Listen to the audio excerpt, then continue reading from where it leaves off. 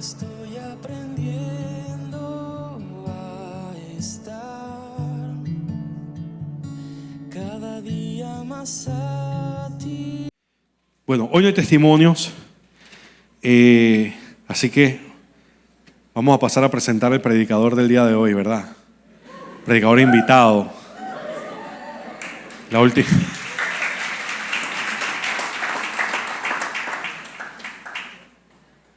Y ahorita que terminemos, yo lo voy a decir ahora para que no se me olvide, porque a veces yo me emociono y yo digo voy a hacer algo y al final se me olvida. Así que Pastor Charlie está aquí. Ahora al final vamos a cantarles Happy Birthday a nuestra hermana Yulisa, que está de cumpleaños. Nuestro hermano Jan también dijo, yo creo que me cante cumpleaños la iglesia. Así que ya saben, ahora que terminemos, por favor, no nos vayamos. Vamos a cantarles Happy Birthday a dos personas muy especiales. Si hay alguien más que cumpleaños, ¿verdad? Hoy, o bueno, esta semana, Santi anda por ahí. Santi cumplió años el viernes, mi hijo Santi de 10. Ayer se lo celebramos, pero usted sabe, estamos en las patronales. Así que si hay alguien más que cumpleaños por ahí, pues gloria al Señor. Brandon cumpleaños cuando hoy. Ayer, bueno, ahí le cantamos Happy Birthday a Brandon ahora también. Ahora, cuando digamos los cumpleañeros, ya ustedes saben, estén preparados y pasen al frente. ¿Quién más? Jesús. También Jesús. Bueno, ya ustedes saben. Así que, sin más preámbulo, voy a presentar a uno de nuestros predicadores favoritos. La última vez estuvo con nosotros, fue tremenda bendición, así que lo invitamos a que volviera a predicar en Roca de Vida. El pastor Charlie Peláez. Bendiciones, buen día, familia. Se hizo la luz. ¿Se imaginan ustedes sin huevo para el desayuno y después predicar sin luz? No, hombre, tampoco así. No. Resolvimos el desayuno y también se resolvió la luz. El Señor es bueno. Dice, mientras me acomodo, sí, señor, ojalá dice el chicha abajo, está muy buena. Hace un rato que se fue la luz, el pueblo de Dios siguió adorando como que aquí nada ha pasado. Es más, arreciamos, le metimos doble a la adoración, a la alabanza. Qué brutal, eso no se ensaya, eso es lo que sale del corazón de cada uno. Y de verdad que gloria a Dios por el pueblo del Señor que viene a buscarlo por quien Él es. No, si hay aire, si hay bocina, no. Qué bendición saber que hay un pueblo que viene a adorarle, a alabarle, porque Él lo merece. Y me recordaba en ese momento de la primera iglesia, la iglesia primitiva del libro de los Hechos. Y no tiene que ver con el mensaje, pero quería compartirles que recordé ese momento, porque dice la palabra que en Hechos 2, que la iglesia se reunía todos los días. Se reunían en el templo, semanalmente, y luego en casas. Y las casas de ese tiempo, hermano, hermana, siglo primero, ahí no había aire acondicionado, ahí no había televisión, ahí no había nada de ninguna de esas comodidades. Dificulto que las sillas hayan sido medianamente cómodas como estas tampoco. Pero dice que se reunían con gozo y compartían el pan y alababan juntos al Señor. Y que por eso el Señor añadía día a día más gente a su iglesia. Y cuando se fue la luz, yo, bueno, Señor, nos estás preparando porque al final del día va a ser eso, familia. O sea, por más que estemos acostumbrados a esto, y gloria a Dios porque nos ha dado este templo y lo cuidamos porque es de Él y somos administradores, el pastor es el principal administrador. Pero al final de los tiempos vamos a reunirnos en casa. Cuando esto sea prohibido aquí, como lo es en otros países, así mismo como seguimos adorando hoy, sin importar si había audio o luz, así mismo cuando las leyes humanas salgan y digan no se pueden reunir, yo sé que se van a abrir las casas de cada uno de ustedes para que la palabra del Señor se siga llevando hasta que Cristo venga. Y bueno, ese no era el inicio del mensaje. Una de las cosas que como cristiano uno nunca quisiera escuchar, o si usted le pregunta a un cristiano, si yo les pregunto a ustedes, cuando Jesucristo regrese y venga a reinar para siempre, ¿qué sería algo que tú no quisieras escuchar en ese momento? ¿Qué pasaje bíblico, qué enseñanza, qué cosa tú quisieras decir eso no es conmigo. Piénsalo por un minuto.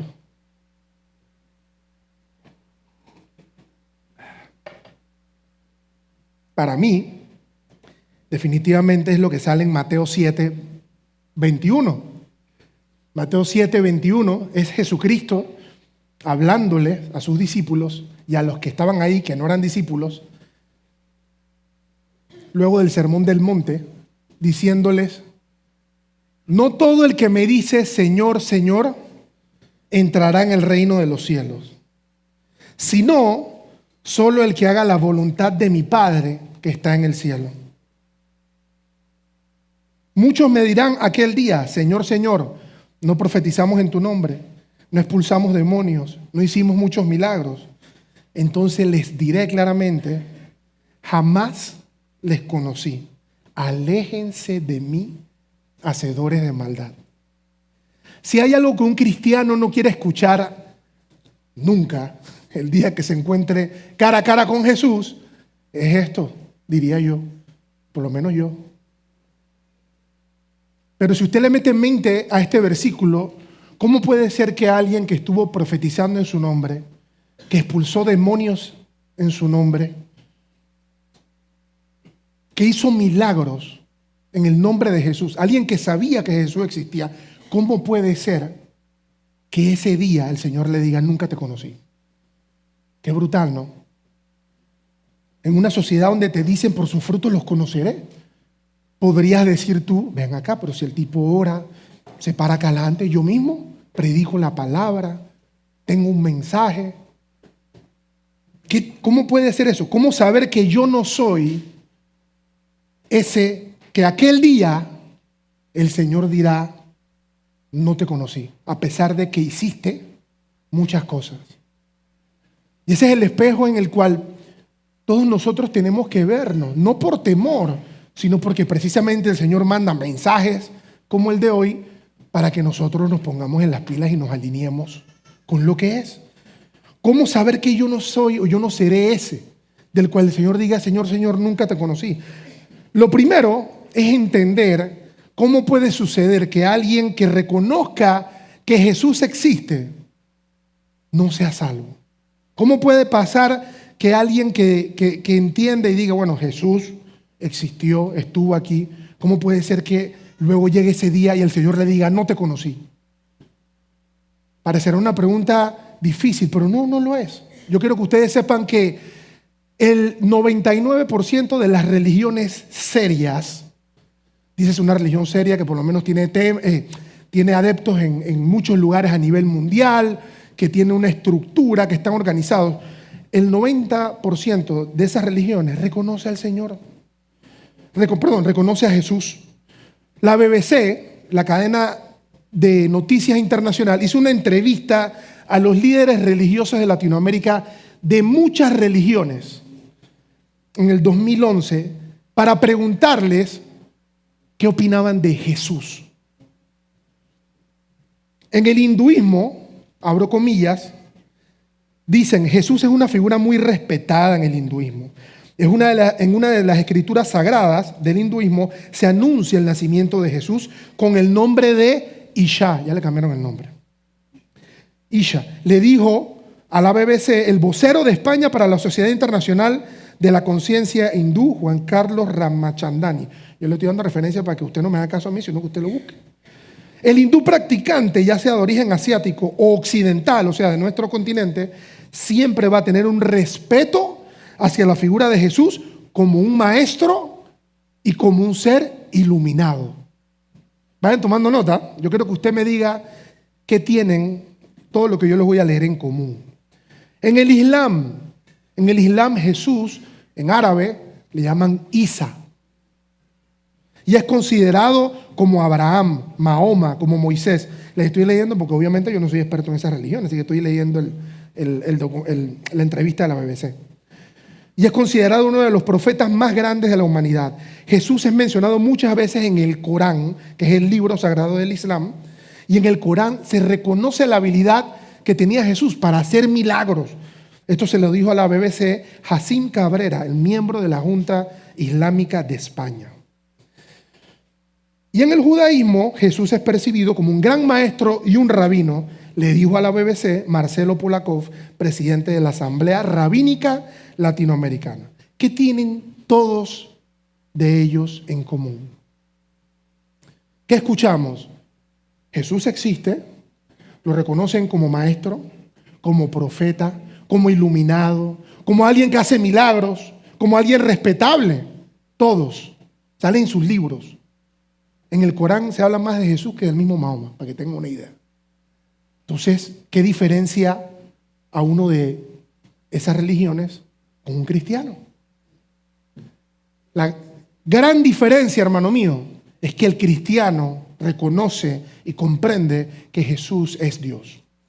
Jesús es el primogénito, Hijo de Dios viviente, que existe desde la creación del mundo, desde antes de la creación del mundo. Jesucristo es Dios.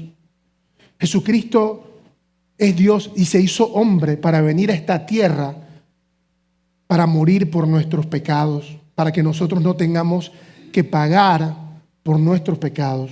Jesucristo no pecó, nosotros sí. Él siendo Dios se hizo el sacrificio perfecto para pagar por los pecados de toda la humanidad.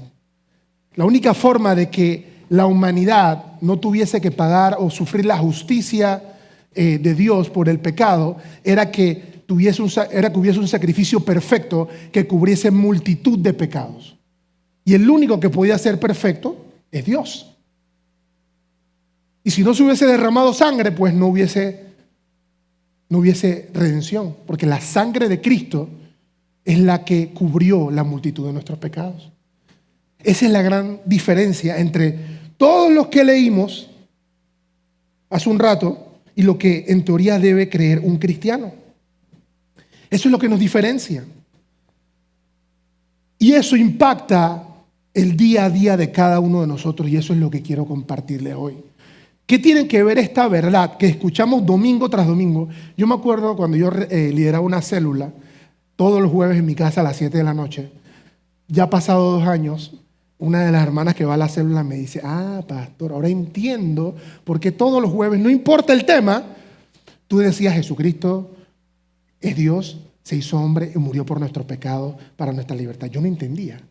El primer año que lo mencionabas todos los jueves yo decía, este tipo parece un disco rayado. Pero ahora entiendo. Y eso es lo que necesitamos como iglesia comprender. ¿Qué tiene que ver la verdad, el mensaje principal del evangelio con tu día a día? Porque si no, a ti, hermano, por más que estés sentado aquí, nada te va a diferenciar entre un hindú, un musulmán, un budista, que entienden que Jesús existe, que creen que es real, que es maestro y todo, pero no es su Señor, no es su Salvador. Y esa es la diferencia abismal de dónde tú vas a pasar tu eternidad. Junto a Él, porque lo reconociste como Señor y Salvador y diste fruto de eso, o en el lago de fuego con aquellos que entendían que existió, que entienden que fue un gran maestro y un gran profeta, pero que no lo aceptaron como Señor y Salvador. Y para ver qué dice la Biblia de esto, porque no les voy a dar un consejo mío, les voy a decir lo que dice la palabra, vamos a ver lo que ocurría en el libro de Colosenses. El apóstol Pablo se enfrentó a una situación muy parecida en la iglesia local de un lugar que se llamaba Colosas, lo que hoy en día es Turquía. En esa iglesia, fundada por cristianos en el primer siglo, tenían una situación muy parecida a lo que yo les estoy describiendo. Entendían que Jesús existió, comprendían que Él había venido, que caminó por esta tierra, comprendían que Él había hecho milagros, sanidades, prodigios, pero sin embargo no estaban muy claros de su deidad, de su divinidad. No comprendían el significado de que Él en efecto es Dios, es el Hijo de Dios, y por ende vivían como los demás que no conocían a Dios. ¿Les parece conocido eso? Imagínate la iglesia de Colosas. Tenían una iglesia, un templo donde se reunían a alabar al Señor. Hacían todas las cosas pertinentes que la religión les dictaba, pero no creían que Jesús era Dios. Por ende, los de afuera de la iglesia, los que no eran de la iglesia de Cristo en Colosas, decían, este tipo y yo somos iguales. No había diferencia alguna entre los que estaban en la iglesia y los que estaban afuera, porque los de afuera también sabían que Jesús existía. Nada más que no le daba la gana de ir. Y los de adentro sabían que Jesús existía, pero no lo reconocían como Señor. Ese es el escenario de la iglesia de Colosas. Tenía muchas prácticas relacionadas. ¿Y qué fue lo primero que Pablo hizo para traerlos a la luz? Pues pararse en el fundamento de que Jesús es Dios. Colosenses 2, versículo 8, habla de eso. Colosenses 2, versículo 8 dice, esta es la carta de Pablo a la iglesia de Colosas. Dice, cuídense de que nadie los cautive con vana y engañosa filosofía que sigue tradiciones humanas, la que está de acuerdo con los principios de este mundo y no conforme a Cristo. Porque toda la plenitud de la divinidad habita en forma corporal en Cristo. Vamos a empezar por ahí. Vamos a empezar por el principio. Este es el fundamento. Este es el fundamento. Y vamos a desmenuzar eso. Cuídense de que nadie los cautive con vana y engañosa filosofía que siguen tradiciones humanas. ¿Cuáles son las tradiciones humanas y filosofías humanas? La filosofía del mérito. El ser humano vive en esta tierra entendiendo que tú tienes que hacer todo para poder ganarte algo. Desde kinder les enseñan a los niños de que tienes que aprender a escribir, porque si no, no vas a primer grado. En mi escuela en particular no podías usar pluma hasta que no escribieras bien con lápiz. Y este que está aquí que suda las manos desde kinder, escribí con pluma como en primer año, yo creo. Estoy exagerando, pero sexto grado, pues. Pero toda la primaria yo recuerdo que yo era el único que tenía lápiz y todo lo demás con pluma, porque era un desastre, estaba sudado. Mérito. 30 y pico años después, ¿vale la pena eso? O sea, ¿hizo la diferencia alguna en la vida? Eso, no, nada más que ahora me acuerdo literalmente que todo el mundo escribía con pluma y yo escribía con lápiz. Pero eso es lo que hace el mérito.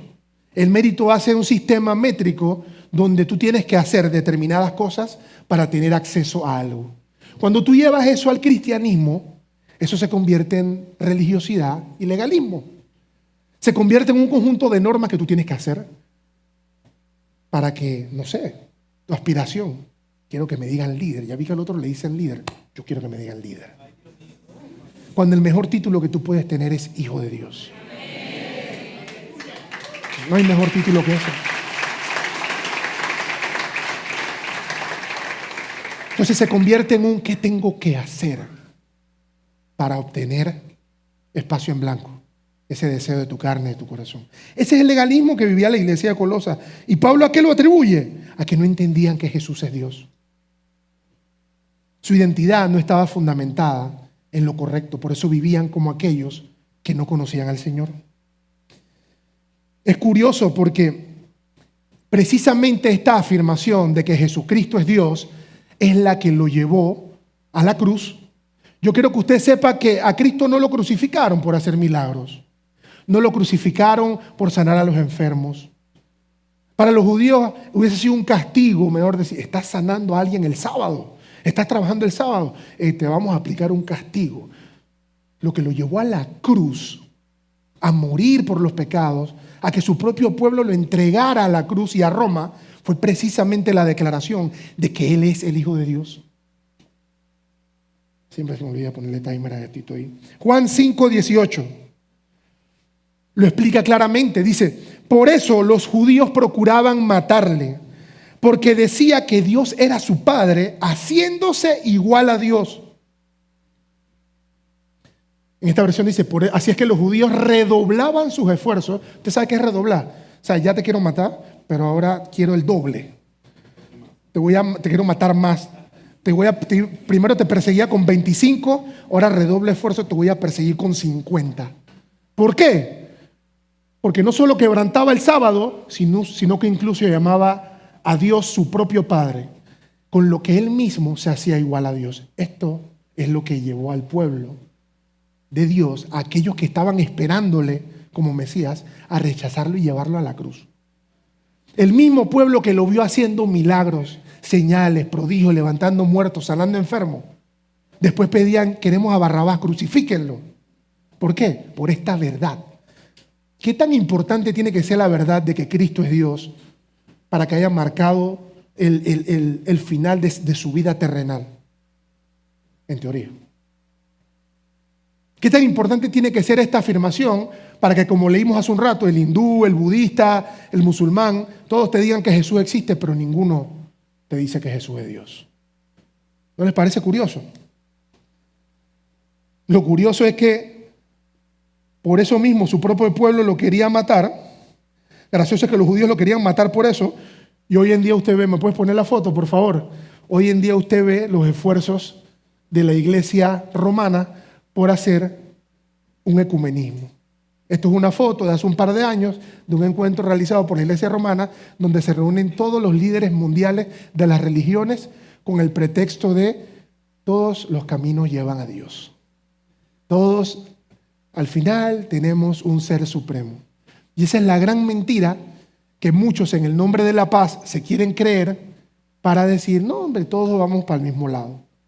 Porque es muy chévere en un funeral decir, ya mi persona querida se fue con el Señor y ya pronto nos veremos, sin entender que eso tiene un precio que se pagó. Eso tiene un precio que se pagó. Entonces, por más que veamos estas fotos que llamen a la unidad, la realidad es que la Biblia habla claramente de eso. Ninguno de los que está ahí creen que Jesucristo es Dios. Ninguno. Sí, dije ninguno, incluyendo el del medio. Ninguno. Sí, porque si tú dices la madre, que yo la adoro, la madre de Dios, entonces no estamos hablando del mismo Dios. Porque Dios no tiene madre. Dios no tiene madre. Entonces, lo que tienen en común ellos es que en efecto, como les acabo de leer, ninguno acepta que Jesucristo es Dios. De nuevo, ya puedes quitarme la foto ahí antes que... ¿Qué tan importante tiene que ser esto para la vida del creyente, para el entendimiento de quién es Jesús, que lo llevó a la cruz, que todas las otras religiones al sol de hoy no la aceptan, y que hoy en día tuve un esfuerzo mundial para mentirle a los creyentes y decirte que todos los caminos llevan a Dios? Porque esta verdad es la que determina tu comportamiento en el día a día. Pablo, en la carta a los Colosenses, siguió hablando luego de que les aclaró que Jesús era Dios. Como segundo paso, para que ellos realmente pudieran creer esto, Pablo les dijo lo que tenía que suceder, empezando por una circuncisión de su propio corazón. Colosenses 2, versículo 11, les explico. Luego de que les dijo que Jesús es Dios, dice el versículo 11, además, en él fueron circuncidados, no por mano humana, sino con la circuncisión que consiste en despojarse del cuerpo pecaminoso. Esta circuncisión la efectuó Jesucristo. Ustedes la recibieron al ser sepultados con él en el bautismo. En él también fueron resucitados mediante la fe en el poder de Dios, quien los resucitó de entre los muertos. Muy rico esto que estamos leyendo aquí. Rico en entendimiento de cómo funcionan las cosas. Lo primero que nos llevamos de aquí es que, hermano, para tú poder entrar al reino de los cielos, tienes que nacer de nuevo. Eso funciona así. Lo mismo le preguntó Nicodemo a Jesús cuando lo fue a visitar de noche para que los demás maestros de la ley no lo vieran. ¿Qué tengo que hacer? Yo sé que tú vienes de Dios y yo quiero entrar, yo quiero estar con Dios, pero yo no quiero dejar lo mío. Yo no quiero dejar mi estatus. Yo no quiero dejar mi nombre. Yo no quiero dejar que me digan el gran Nicodemo, el gran maestro. ¿Qué tengo que hacer? Jesús le dijo, papito, no hay nada que puedas hacer. Usted tiene que nacer de nuevo. Y es lo que necesitamos todos. Y eso es lo que se refería a la circuncisión. La circuncisión era un rito histórico donde las personas se quitaban el prepucio para pertenecer o para que hubiese una marca visible de que tú pertenecías a algo. Pero la circuncisión que habla Pablo en el libro de Colosenses no es la misma. La circuncisión del corazón es un llamado a una entrega total y sincera a Dios, donde el creyente permite que el Espíritu Santo lo transforme por completo. ¿Quién es el que transforma? El Espíritu Santo. O sea que yo no me puedo cambiar a mí mismo. Yo no puedo cambiarme por mis propios medios. ¿De qué sirve que yo esté viniendo a la iglesia como un programa de autoayuda? donde yo quiero ser una mejor persona bajo mis propios medios, luchando yo mismo. Claro que tú tienes que hacer un esfuerzo. A lo que voy es que solamente el Espíritu Santo de Dios te puede cambiar. Y es lo que Pablo hablaba aquí. Primer punto, Cristo es Dios. Y eso es lo que los transforma a ustedes. ¿Cómo? Mediante una circuncisión del corazón, que es lo que acabamos de leer ahí. Pablo en este versículo habla de una circuncisión no física, sino mental y espiritual.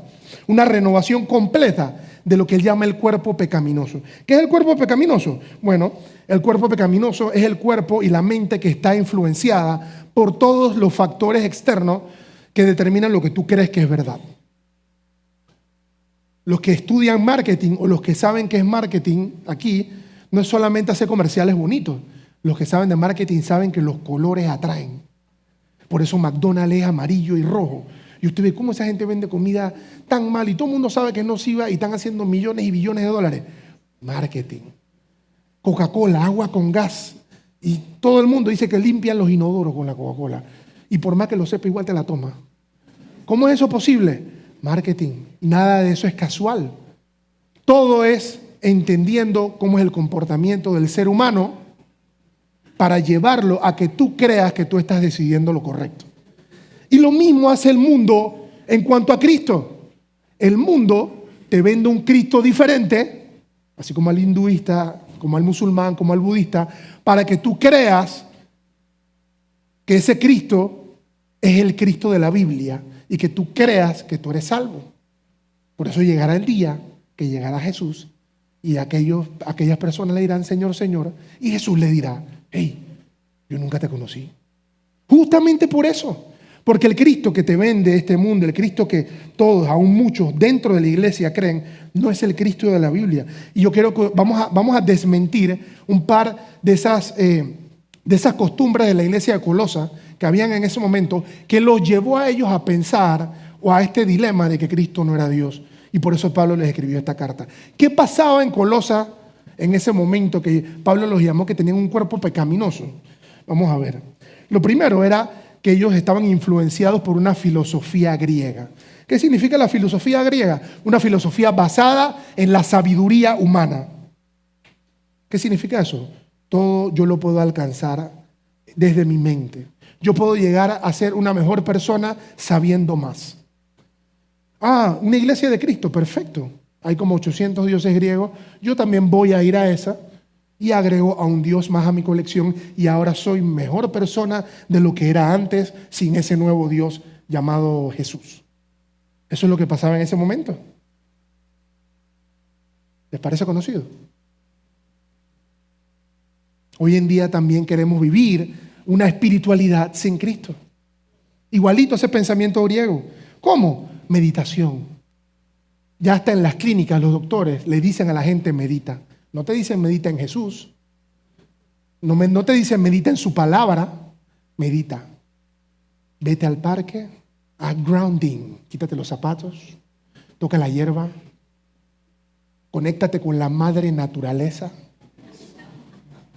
Vacíate y medita. Padre amado, mientras que la palabra nos llama a llenarnos del Espíritu Santo,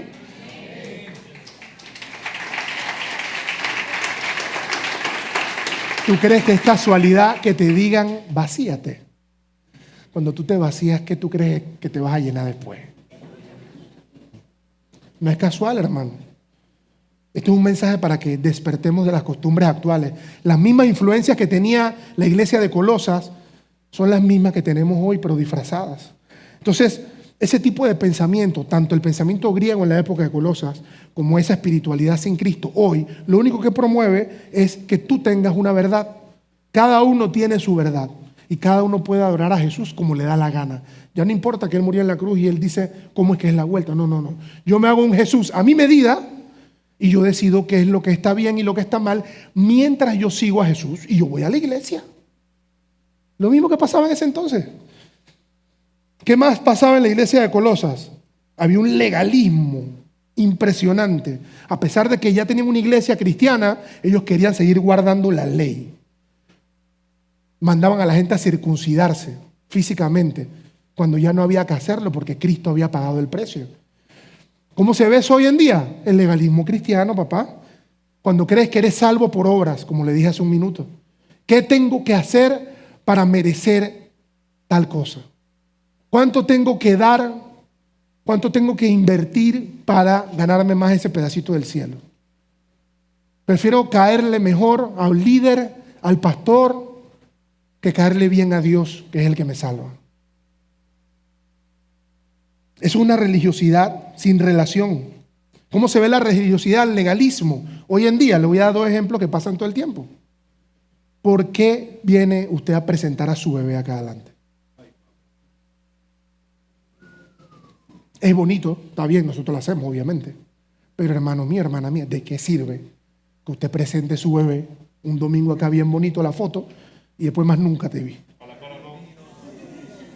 ¿Tú crees que el bebé presentado en tu casa va a hacer una diferencia si tú no cambias? Dígalo. Si tú no aceptas a Cristo, si tú no vives como Él decidió vivir. Eso es legalismo. Eso es legalismo.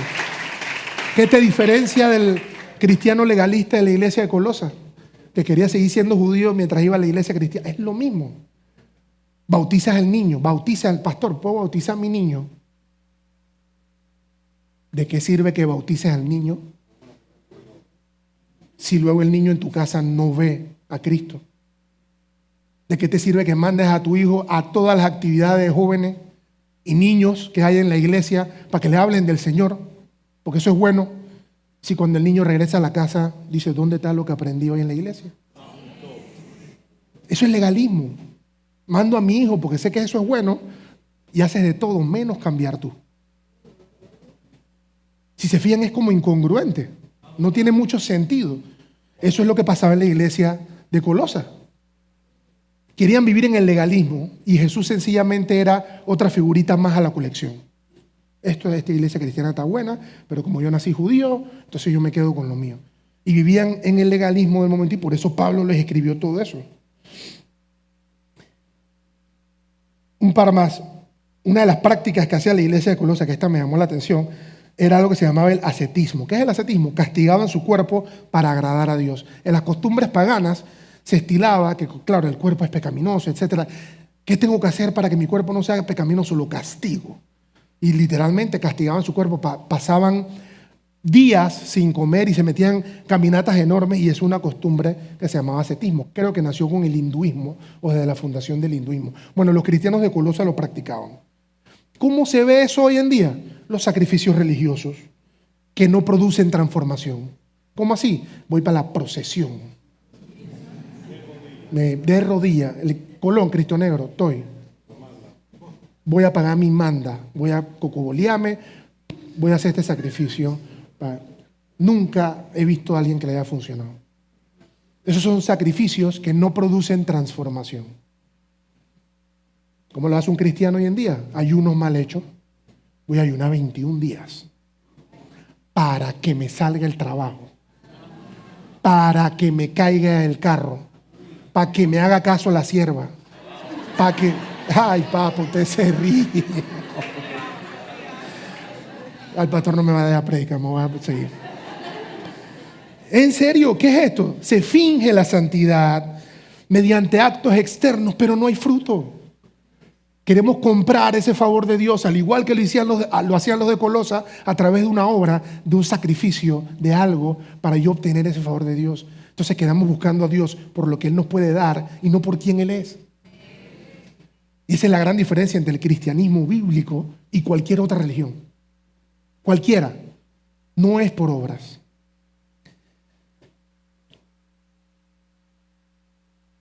Hay un par más, pero está bien hasta ahí. Por eso necesitábamos una circuncisión de corazón. ¿Por qué les hago estos ejemplos similares? Para que comprendan que no ha cambiado mucho la cosa. Y que cuando Pablo les decía a la iglesia de Colosas, mira, vamos a empezar por lo evidente. Cristo es Dios. Y Él lo que hizo fue circuncidarles el corazón y la mente para que ustedes, ahora que nacieron de nuevo, puedan entenderlo y aceptarlo como Señor y Salvador. Eso es lo que está diciendo Pablo y lo que hemos leído hasta ahora. Pero necesitábamos esa circuncisión porque nosotros mismos no podemos salir de ese sistema por nuestra propia cuenta. Estamos inmersos en ese sistema mundano que viene desde esa época, como ustedes lo acaban de ver. Sin esa circuncisión, por más que vengamos a la iglesia, sin esa circuncisión, por más que estemos aquí, no somos salvos. Sin esa circuncisión, por más que usted haga lo que sea, llegará aquel día y serán del grupo que diga Señor, Señor, y él dirá nunca te conocí. ¿Por qué? Porque sin esa circuncisión, dice la Biblia, que estamos muertos en nuestros pecados, a pesar de reconocer que Cristo existe. Colosenses 2, versículos 13 al 15. Sigue Pablo en esa misma línea. Antes de recibir esa circuncisión, ustedes estaban muertos en sus pecados. Sin embargo, Dios nos dio vida en unión con Cristo. Aleluya. Al perdonarnos todos los pecados y anular la deuda que teníamos pendiente por los requisitos de la ley. Gracias, Señor. No entendemos que a nosotros mismos querer vivir bajo la ley se nos evalúa bajo la ley y nadie es capaz de cumplirla. Entonces, mientras nosotros seguimos con ese pensamiento y actitud legalista de hacer cosas para ganar algo, nosotros mismos estamos decidiendo vivir bajo la ley. Y te tengo el plot twist, el resultado, nadie cumple la ley. Nadie, no eres salvo por la ley. Entonces, por eso necesitábamos ser circuncidados en nuestros corazones, porque estábamos muertos en nuestros pecados. Dice el versículo 15 ahí mismo. Él desarmó a los poderes y a las autoridades y por medio de Cristo los humilló en público al exhibirlos en su desfile triunfal. Esto es sumamente importante, familia. El mensaje principal del Evangelio se trata de esto. Nuestra identidad sin Cristo es que estábamos muertos en nuestros pecados. Nuestras oraciones sin Cristo no son escuchadas. Al usted bautizarse, al usted nacer de nuevo, al usted aceptar a Cristo como su Señor y Salvador, ahora usted tiene la capacidad de tener una comunión con el Señor y eso cambia todo. Pero eso tiene que tener un fruto, porque dice la palabra no dice al que se bautiza entonces ya listo, es salvo. La palabra no dice eso. La palabra no dice al que viene a la iglesia los domingos entonces ya es salvo y se va. La palabra no dice eso. La palabra dice por sus frutos los conocerán. Entonces muchas veces el cristiano, sin querer, queriendo, como decía Chespirito, se convierte en esa misma persona religiosa por la cual él mismo no quería venir a la iglesia. Voy a decirlo de nuevo. Si el cristiano no abandona esas viejas prácticas legalistas, ese egoísmo, esa forma de hacer las cosas, luego llega a la iglesia, cumple con todos los requisitos y sin querer se transforma en ese religioso que él mismo juró nunca hacer, que él mismo veía antes y dije, mira, por eso es que yo no voy a la iglesia, por manes como eso. Eso es lo que pasa cuando no aceptamos el amor real de Cristo y dejamos que el Espíritu Santo nos transforme. Cuando queremos ser a veces más duros de lo que Jesús fue con uno mismo. Cuando no queremos perdonar a pesar de que Cristo nos perdonó a nosotros.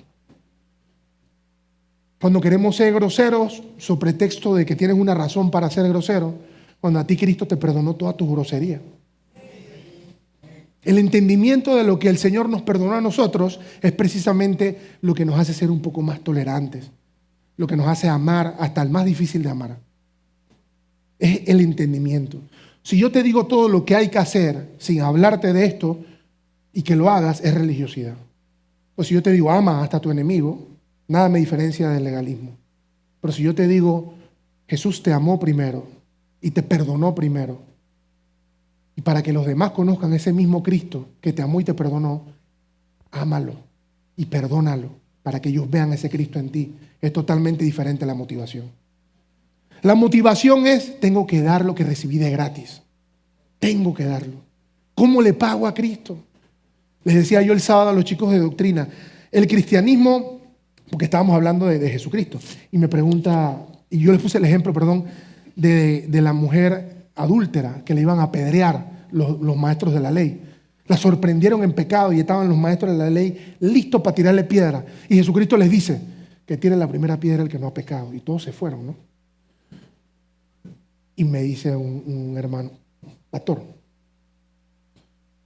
yo sé que Jesús la perdonó, pero si la mujer vuelve y cae, Jesús la perdona, ¿verdad? Yo sí. Y si vuelve y cae, la perdona, ¿verdad? Yo sí. ¿Hasta cuándo la perdona más o menos para saber?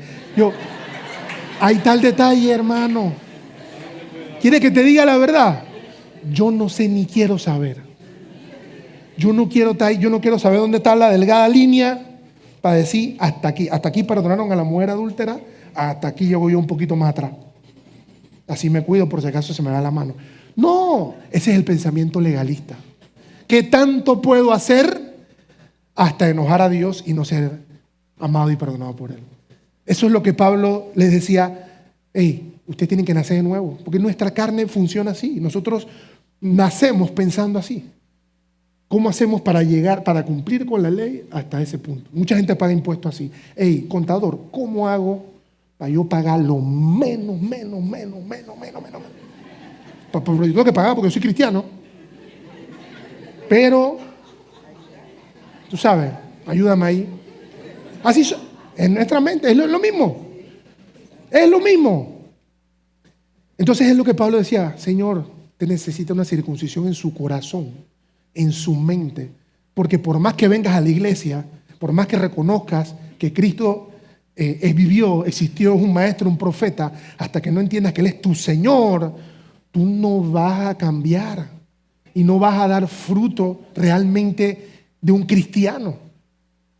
Y eso es lo que se refiere todo esto. Entonces, ¿cuál es el efecto de esto? El efecto de esto es que tiene que haber una nueva vida en Cristo Jesús. El efecto de esto es que Pablo nos llama a todos nosotros, así como llamó a la iglesia de Colosas, a evitar el legalismo. Colosenses 2, del 20 al 23. Lo explica claramente. Si se fijan, todo lo que hemos leído es Colosenses 2. Dice Pablo, si con Cristo ustedes ya han muerto a los principios de este mundo, ¿por qué, como si todavía pertenecieran al mundo, se someten a preceptos tales como no tomes en tus manos, no pruebes, no toques? En buen panameño traducido, ¿por qué si son de Cristo todavía están con el legalismo? ¿Por qué siguen con esas prácticas que ya les mencioné hace unos minutos? Eso es lo que está diciendo Pablo aquí. Versículo 22 dice, estos preceptos basados en reglas y enseñanzas humanas se refieren a cosas que van a desaparecer pronto. Tienen sin duda apariencia de sabiduría, con su afectada devoción, falsa humildad y severo trato del cuerpo, pero de nada sirven frente a los apetitos de la carne. Brutal. Lo que Pablo le está diciendo aquí, todas esas costumbres humanas que tú estás trayendo a la iglesia y estás metiendo, por más buenas que parezcan ante el ojo público, de nada te va a servir contra el apetito humano, el apetito de la carne. ¿Cómo así? Buen panameño, ¿por qué usted cree que algunos de aquí luchan con el mismo pecado una y otra vez? Caí de nuevo, pastor, pero el Señor conoce mi corazón. No, hermano, estás cayendo precisamente por esto. Cristo transforma. Es imposible tener al Espíritu Santo y no ser transformado. Es imposible. A veces somos muy condescendientes con aquel pecado por el que Cristo tuvo que pagar en la cruz sobre pretexto de, el Señor conoce mi corazón, soy un trabajo en proceso. La buena obra que empezó la terminará. Y te avienta todo ese poco versículo en vez de arrepentirte. El Espíritu Santo lo puede, yo te lo estoy diciendo porque soy fruto de ello. Yo no nací aquí parado predicándote el Evangelio. Cristo me salvó, me transformó, me hizo nueva criatura. Por eso yo sé que es posible. Si lo hizo conmigo, lo puede hacer contigo también. Hay que rendirse.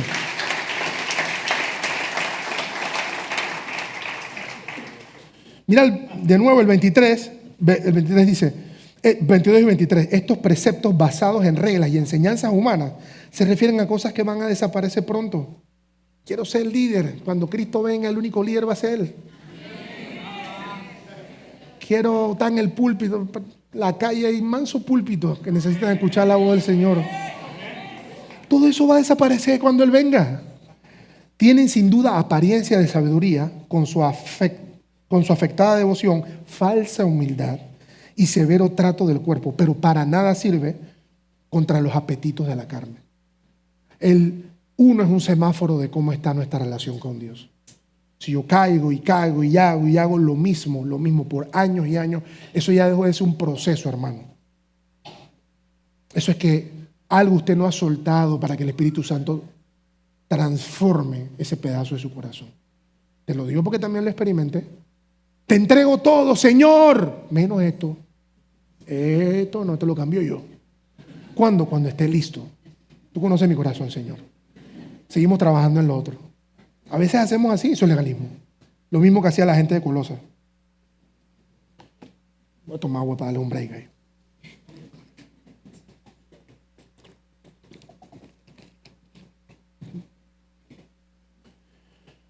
Y este es el legalismo al cual Jesús se refiere en Mateo 7:21.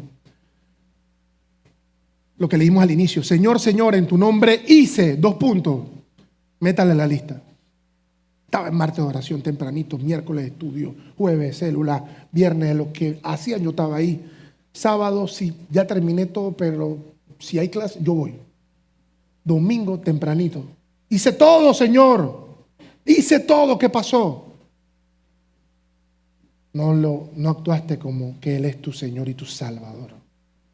Nunca te conocí.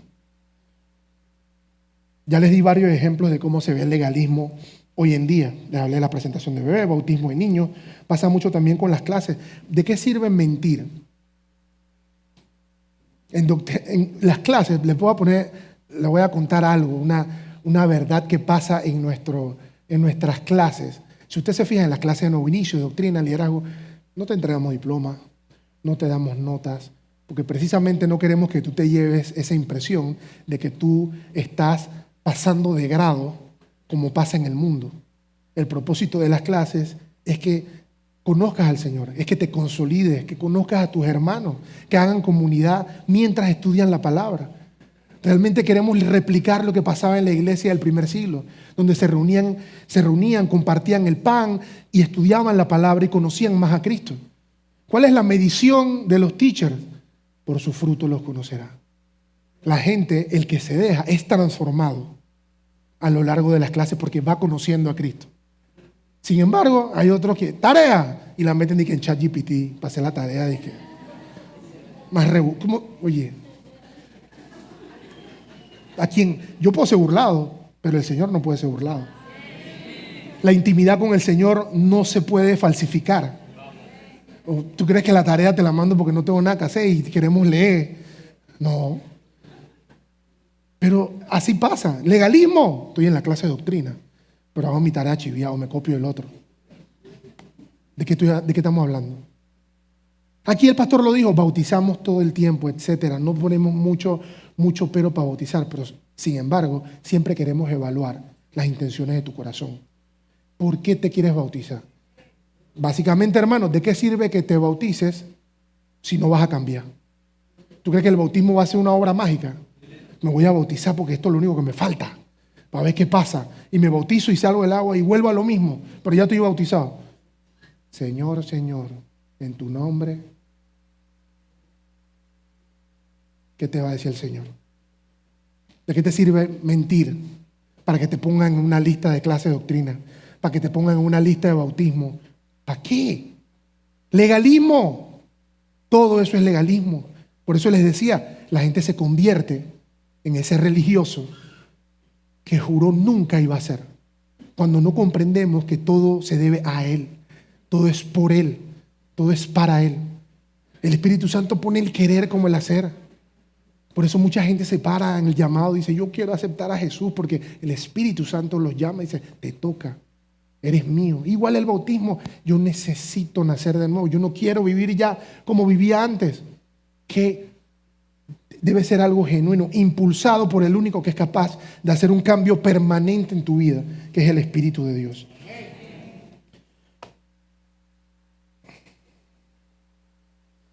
Entonces, el legalismo moderno consiste en eso, en que creemos que tenemos que hacer cosas para ganar el favor de Dios y hacemos de todo menos cambiar.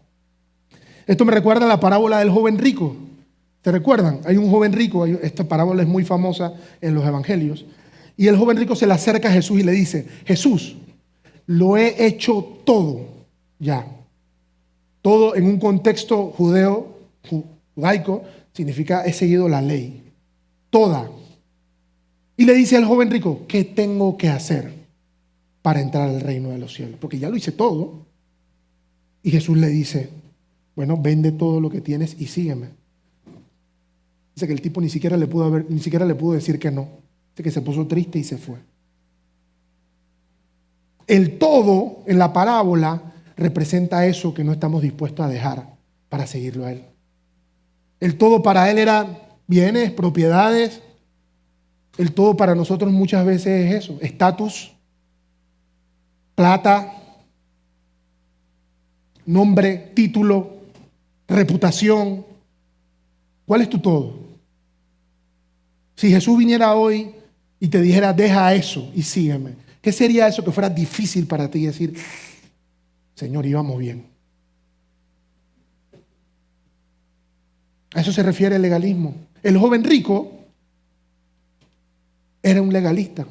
El joven rico quería a Cristo no por quien Él era, sino por el nombre que Él iba a tener, al que todo el mundo lo reconociera como que Él sí pasó la prueba. Él sí está reconocido por Jesús. Jesús lo avaló y le dijo que Él sí podía entrar. Por eso cuando Jesús le dijo, deja eso y ven y sígueme, sencillamente se puso triste. Y eso es exactamente lo que pasa cuando no queremos abandonar algo. Cuando no queremos abandonar algo o seguir de la misma forma, a pesar de que nos han repetido ya muchas veces ese algo que hay que hacer, y decimos que somos cristianos, lo único que estamos haciendo es que nos estamos poniendo un Jesús a mi medida. Vengo los domingos a la iglesia, vengo los miércoles, participo de una que otra cosa acá, hago ciertas cosas, pero realmente no pertenezco. Me estoy poniendo un Jesús que me quede bien a mí, un chaleco que yo diga, esto está good enough, lo bueno suficiente, en lo cual todavía yo me siento cómodo y todavía puedo hacerme llamar cristiano. Y ese es el punto más peligroso que un cristiano puede tener. Porque estás literalmente dependiendo de la misericordia de Dios, que son nuevas cada mañana. De hecho, creo que este mensaje es la misericordia del Señor, haciendo un llamado a ese punto, pero teniendo acceso a la gloria del Padre, al gozo del Señor, a vivir cada día en su presencia. ¿Vale la pena vivir en ese punto medio? ¿Vale la pena todavía experimentar las cosas que experimentan aquellos que no le conocen? Porque yo no quiero dejar o porque no quiero empezar a hacer lo que Dios me mandó a hacer. Esa es la pregunta que nos tenemos que hacer. ¿O es que usted cree que Cristo sí estaba cómodo yendo hacia la cruz? ¿O es que usted cree que Cristo sí fue reído y dejó de ser Dios, donde estaban los ángeles exaltándolo y alabándole para venir a hacerse hombre, a que lo escupieran y lo atravesaran en una cruz y se burlaran de él y le pusieran una corona de espinas sin él merecerlo, sin él haber pecado? ¿Tú crees que para él fue cómodo? Cristo, Dios, se hizo hombre para que nosotros no tuviéramos ninguna excusa para hacer lo que nos toca hacer. ¿Qué es incómodo, pastor? Cristo tuvo más incómodo que tú. ¿Qué es humillante para mí hacer esto? Cristo fue humillado peor de lo que tú jamás vas a poder ser humillado. Que no es justo conmigo, ¿cómo voy a hacer esto para el Señor? Pues el Señor tampoco fueron justos. Cristo vino a quitar cualquier excusa para que nosotros nos convirtamos en esa persona que Dios quiere usar para su gloria y para que todo el mundo a tu alrededor reconozca que tú le sirves a un Cristo que está vivo.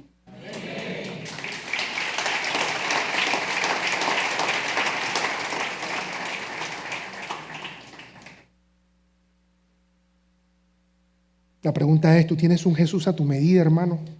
¿O tú sigues a Jesucristo de Nazaret, aquel que murió por ti en la cruz para el perdón de tus pecados? Cuando tenemos un Jesús a nuestra medida, la primera carta que usamos es que yo creo en Jesús bajo el paraguas de que Jesús es amor. Sobre pretexto de que Jesús es amor, entonces yo me permito 2 puntos. Inserte el pecado conveniente ahí. ¿Sí? Entonces, en ese momento es cuando nada te separa del budista, del islámico, del hinduista que leímos al inicio. Creyendo en Jesús, pero no sometiéndose a él como el Señor. de tu vida. Ni viviendo como Él dice. ¿Por qué? Porque Él me ama. Porque Él conoce mi corazón. Y esa es una forma de justificar ese pecado habitual que no quiere soltar. Frases como, Dios no ha terminado conmigo. Es una excusa para quedarte pecando de la misma forma, haciendo eso que tú sabes que le desagrada al Señor. Todo eso es una mala concepción de lo que es el amor de Dios. Primera de Juan 4:10 habla de eso. Y este es un buen momento para desarticular esa mentira de lo que nosotros creemos que es el amor. Porque una frase muy trillada es esa, el Jesús hippie que predicaba el pastor Said, se basaba en esta filosofía de, como Jesús es amor, entonces juegue, vía libre, free for all, haga lo que le plazca. Primera de Juan 4:10, el apóstol Juan, el discípulo amado, habla y explica claramente en qué consiste el amor de Dios. En esto consiste el amor, en que nosotros hayamos amado, no consiste en que nosotros hayamos amado a Dios, sino en que Él nos amó primero y envió a Jesús para que fuera ofrecido como sacrificio por el perdón de nuestros pecados. En eso consiste el amor. En buen español, el amor consiste en sacrificio, obediencia con un propósito eterno. En eso consiste el amor según lo define Dios. ¿Cómo lo sabemos? Porque fue exactamente lo que Dios hizo. De tal manera amó Dios al mundo que envió a su único hijo, sacrificio. Para que todo el que en Él cree sea salvo, con propósito. Había un propósito. En ese sacrificio que Dios hizo, enviando a Jesús, en ese sacrificio que Jesús hizo, siendo Dios y despojándose de su deidad para ser hombre, había un propósito. Y es el mismo amor que nosotros debemos vivir día a día. No es amor de que, bueno, el amor de 1 Corintios 13, que todo lo soporta, que todo lo ama, que todo lo puede. Es porque hay un propósito. Por eso le insistimos tanto a las parejas que el Señor no une personas, une propósitos. Porque cuando usted se casa, hermano, y venga la ponchera, más vale que haya propósito. Porque si no, papá, si no usted va a estar, Señor, ¿está seguro? Ya, más vale que haya propósito. Porque ese amor bíblico, ese amor que fue el mismo amor que Dios nos tuvo a nosotros enviando a Cristo, consiste en hacer sacrificios, pero que tengan un propósito eterno, tal cual como lo hizo Dios al enviar a Jesús por nuestros pecados. Entonces, cada vez que usted diga que Jesús lo ama o que yo estoy viviendo en el amor de Jesús, asegúrese de que usted esté sacrificando algo. Y ese algo es su carne. ¿Para qué? Por un propósito mayor, por un propósito eterno. Yo quiero sacrificar mi carne y dejarla aquí, porque allá donde me voy con Jesús, no voy a entrar con este cuerpo y con esta carne. Yo necesito nacer de nuevo, ser otro enteramente, para poder pasar una eternidad con aquel que me amó primero. Que esa sea tu motivación para bautizarte, para ir a las clases, para venir a la iglesia, para venir al martes de oración, para servir. Esa es tu motivación. Todo lo demás es legalismo. Santo, habían 20 y pico minutos, me acortaron el reloj. Le bajaron minutos. No, si no se puede. Vamos a cerrar. ¿Qué hacer entonces? Estamos claros de la situación, cómo vivía la iglesia de Colosas, que es muy semejante a las influencias que tenemos hoy en nuestra sociedad. ¿Qué hacer entonces? Bueno, acercarte a Jesús, evitando las cosas que te alejan de Él. Pablo habla de todo esto en el capítulo 3 de Colosenses, y por tiempo yo se los voy a resumir. Pablo habla de todo lo que entonces hay que hacer, porque de eso se trata el Evangelio. Si ustedes se fijan, hemos hecho lo mismo que hizo el apóstol Pedro en el libro de Hechos. Presentar el problema, la situación actual, presentar quién es Cristo, entender quién es Él, para luego entender quiénes somos nosotros y tomar acciones puntuales al respecto. Es lo mismo que fue la primera predicación de Pedro. Y al final, cuando Pedro predica, la respuesta de la iglesia fue, ¿y qué tengo que hacer? ¿Verdad? Y es lo mismo que yo espero que todos nos estemos preguntando ahora. ¿Qué tenemos que hacer? Colosenses 3 habla de eso. Les voy a darle el resumen. ¿Qué habla Pablo? Lo primero, pongan su mirada en las cosas de arriba y no en las de la tierra. Es normal que vengamos a buscar a Cristo porque necesito algo. Cristo vino por los necesitados, por aquellos que comprenden que están enfermos y necesitan un doctor. Pero no es para que te quedes enfermo, es para que sanes por completo. Y cuando sanas y le conoces, entonces lo primero que hay que hacer, pon la mirada en las cosas de arriba y no en las de la tierra. Ya no te importa lo que te importaba cuando llegaste aquí a la iglesia porque ya tu mente fue transformada. Ahora estás pensando en la eternidad.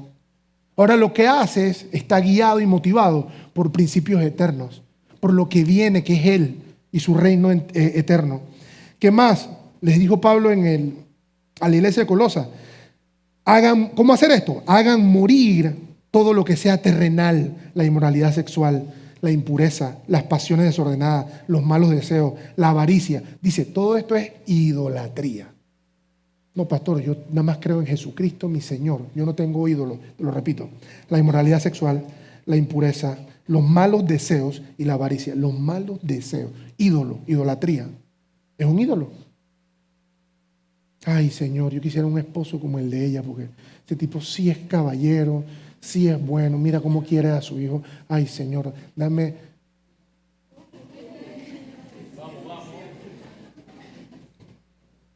Avaricia. Por cosas como estas, les sobreviene la ira de Dios a los desobedientes. ¿Qué más? Les dijo Pablo, abandonen la ira, el enojo, la malicia, la blasfemia, las conversaciones obscenas. No se mientan los unos a los otros. Va de nuevo, versículo 9. No se mientan los unos a los otros, pues ya ustedes se han despojado de la vieja naturaleza. ¿Cómo sé que todavía hay cosas que tengo que morir a mí? ¿Sigues pegando mentiritas blancas? Ya ustedes se despojaron de la vieja naturaleza y se han revestido de la nueva naturaleza. La naturaleza del nuevo hombre que se va renovando a la imagen de Dios. Más adelante en el 13 dice, sean tolerantes. Si alguno tiene queja contra el otro, perdónense de la misma manera que Cristo los perdonó a ustedes. Y sobre todo, revístanse de amor, que es el vínculo perfecto.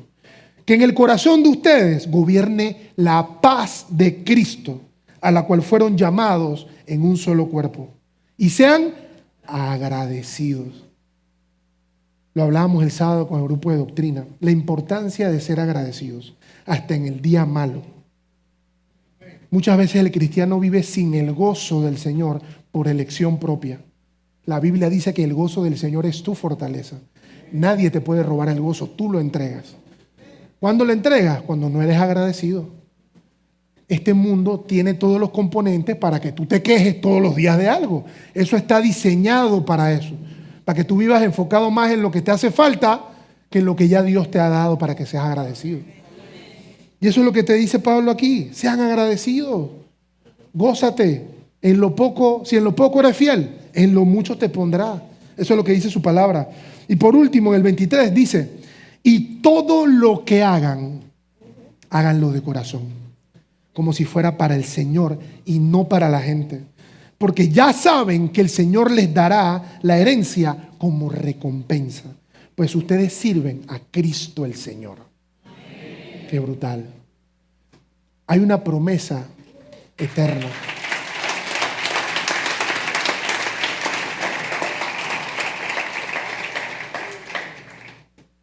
Dos cosas. Nadie paga mejor que el Señor. Si el Señor dice, haz esto y tu recompensa será aquella. Eso no es el pastor, eso no es Dios. Está diciendo, compórtate de esta manera y tú vas a ver la gloria de Dios.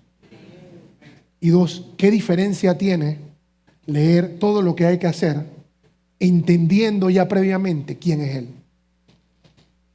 Sabiendo quién es Él y sabiendo lo que hizo por mí. Eso es lo que hace la diferencia entre hacer las cosas por legalismo y hacerlo porque Él me amó primero. Amén. Si has escuchado este mensaje, estamos seguros que así el Señor lo ha permitido, no por coincidencia, sino porque quiere darte la oportunidad de que tomes la decisión más importante de tu vida. La palabra es muy clara y dice que porque todos hemos pecado, hemos sido destituidos de la gloria de Dios. Pero la Biblia también dice que de tal forma amó Dios al mundo, que que envió a su único Hijo, para que todo en el que Él crea sea salvo y no se pierda.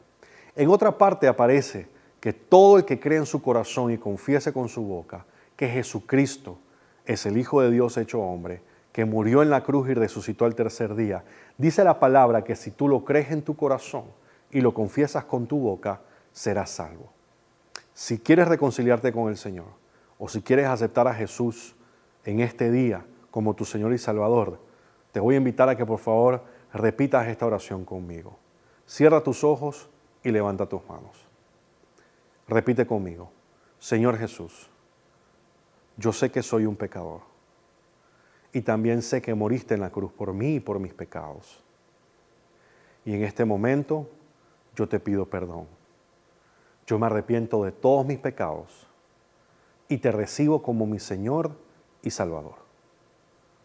Escribe mi nombre en el libro de la vida y ayúdame a vivir para ti de ahora en adelante. Gracias, Padre, por tu perdón y por tu misericordia. En el nombre de Jesús, soy tu Hijo, soy salvo. Amén y amén.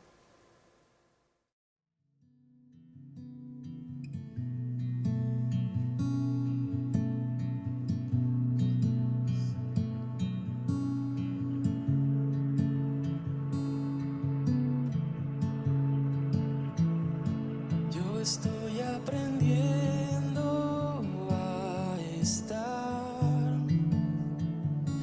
cada día más